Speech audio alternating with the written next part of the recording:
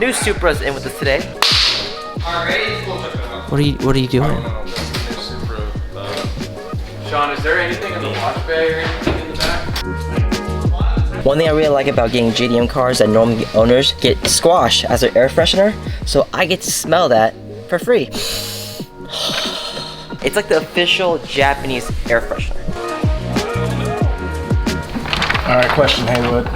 What? Aliens came here and just wanted to take you back to their home world, and you could have a safe existence there. Would you do it? It depends on how they look. If they look ugly and hideous?